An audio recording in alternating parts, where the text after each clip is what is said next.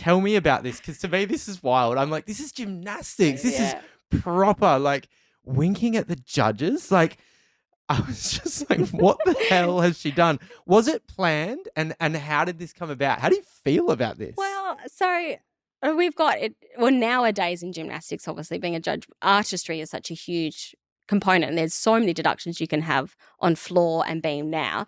But rewind to when I was competing, yes, there was artistry, but you're talking about if you could get your start score out of 10 or 10.1, which the maximum was 10, but you always had a little buffer in there.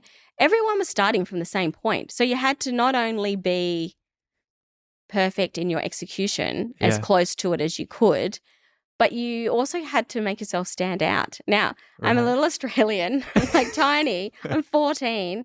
Okay, I stand out because I got red hair.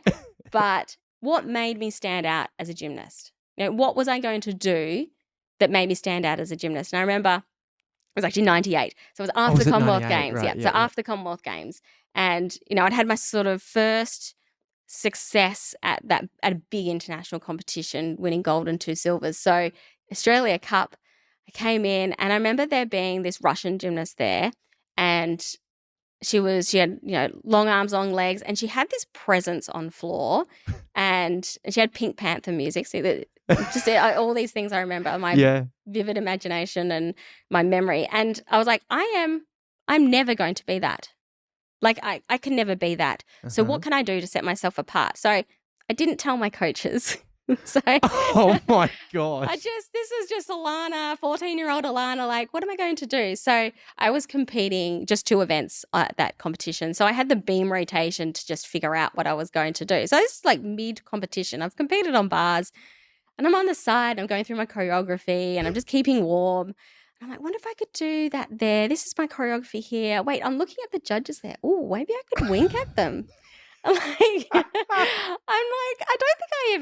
I didn't know all the rules there. Like, I was pretty good at knowing rules, but I didn't necessarily know all of the rules. No. So I'm just thinking, make myself stand out, Allana. Just go with it. And so I get there in my middle of my floor routine. It's right before my 3rd tumble pass, which was the hardest tumble pass for me to perform. Yep.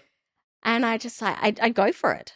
I'm eyeballing the judges and I just wink in the middle of my dance. So I'm dancing and I'm like, and they just, I think they were just like, what?